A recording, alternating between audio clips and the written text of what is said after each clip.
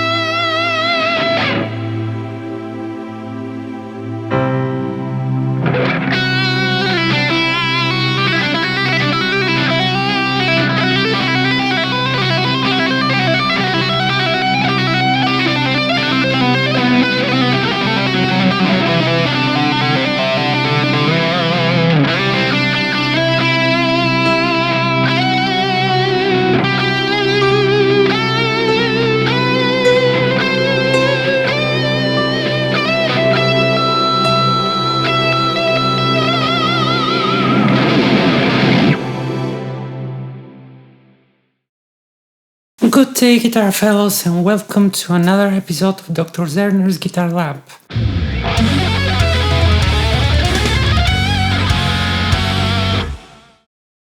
This is the third video of the series about the 7 church molds, and today I'm going to address the next pair in the series, which is Lydian and Dorian, so let's get started. In my previous videos I introduced the term Dorian, which is something that I invented to call the sum of Lydian and Dorian together, because I prefer to think of these modes as a relative major and relative minor, and they're just something that goes together in one unified key. And I invented this stupid name Dorian.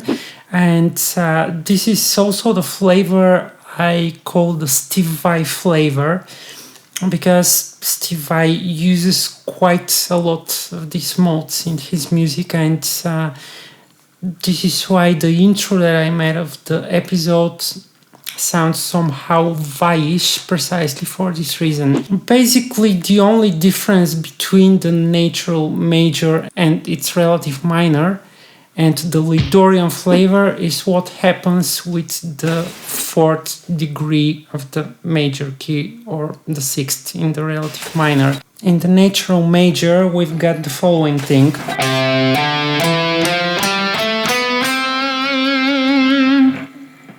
And the relative minor.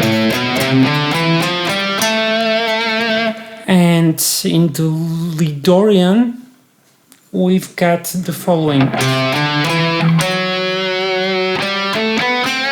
So we move this note half step higher, and instead of F we've got F sharp, so this is what we get. And the relative minor.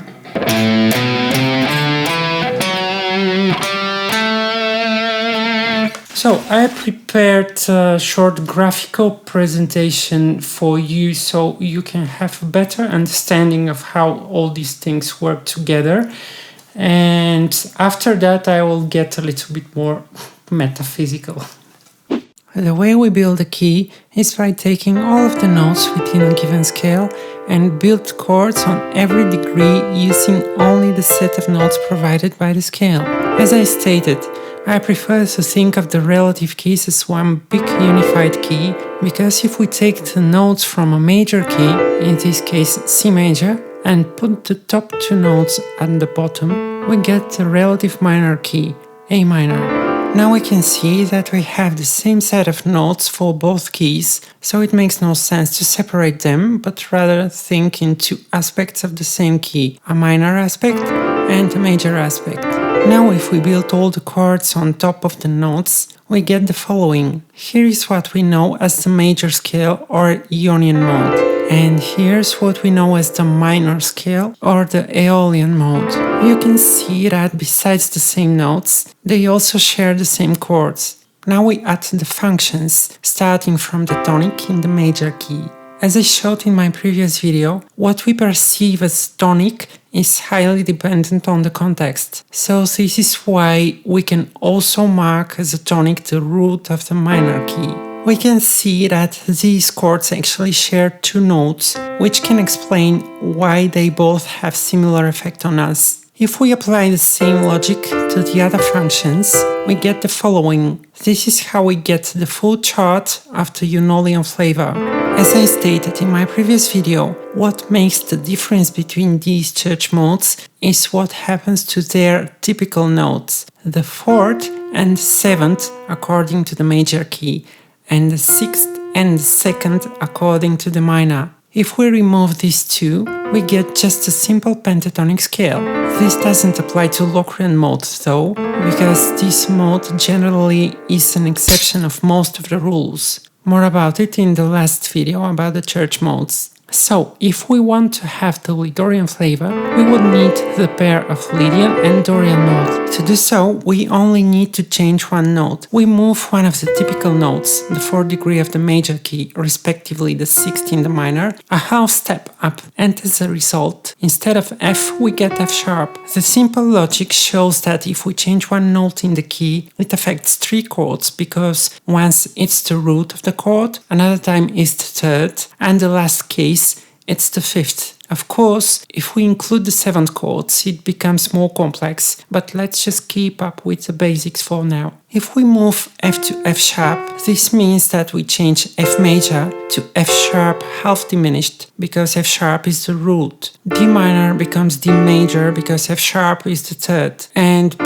half diminished becomes B minor because F sharp is the 5th. Now, if we take a closer look, we can see that the notes and the chords we get in the Dorian flavor are actually the same notes and chords as in G major Ionian and E minor Aeolian. And since G major is the dominant of C major, respectively E minor is the dominant of A minor, that means that if we want to have the Dorian flavor in C major and A minor, we need to play Ionian in the dominant key. However, there is one difference regarding of whether we will perceive this flavor as Dorian or Ionian, and this is what we actually emphasize in the chord progression and the notes that we play. Generally, the chords and the notes that appear on the strong beats and the beginning of the bar tend to have more impact on our perception of a key. In these two examples, we have chords from the same set, and only the chord at the beginning of the bar is different. If we play these chord progressions, we will see that the first one sounds more like Dorian flavor in C major and A minor, whereas the second is more like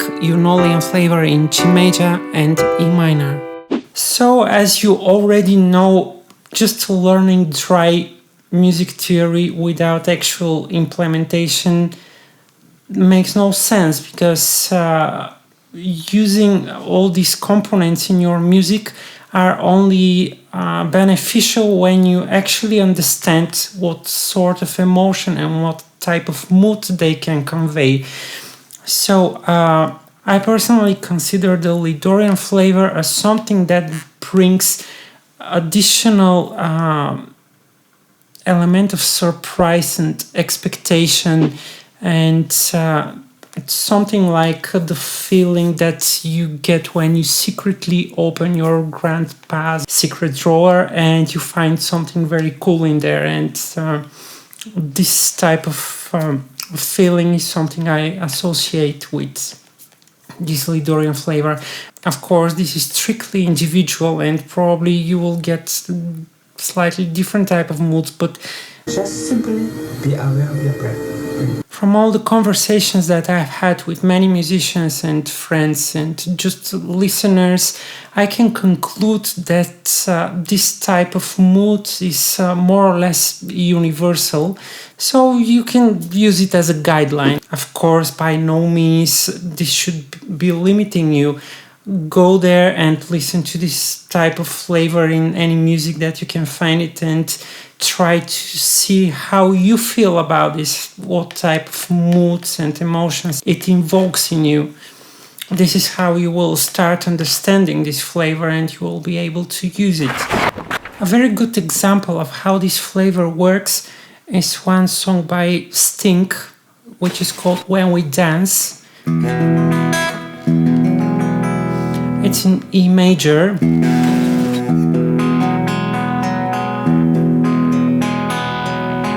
And the vocal melody goes like that.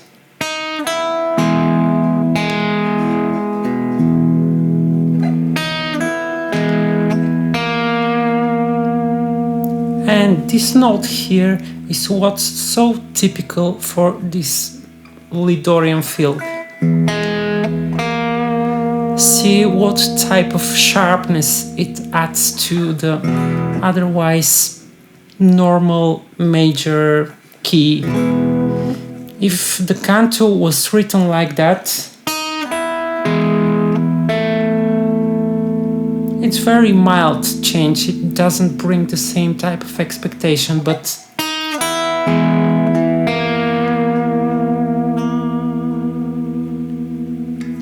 another good example is, of course, Steve Vai's song. It's from Fire Garden and it's called Deepness.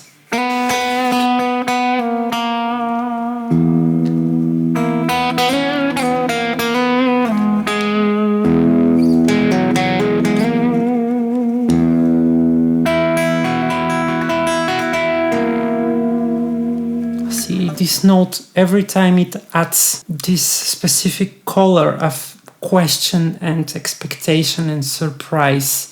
So this is what's typical for this flavor. Even if we have the relative minor,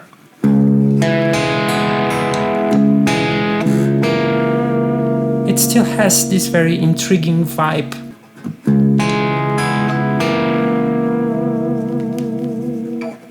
Exercise! Today's exercise for you is again to pick up a song that you know very well and to try to figure out if you can recognize the Lydian flavor there.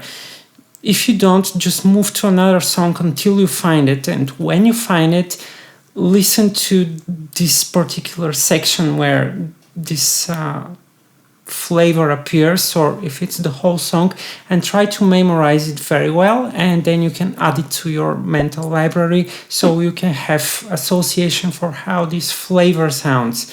And you can repeat this as many times as you wish. The more, the better. So that was everything for today's episode. Thank you very much for watching, and if you like my work, consider supporting me on Patreon up here and on the links down in the description. Also, click like, subscribe to my channel, click the bell button to get informed when I upload new video. See you next time, and remember, practice makes perfect.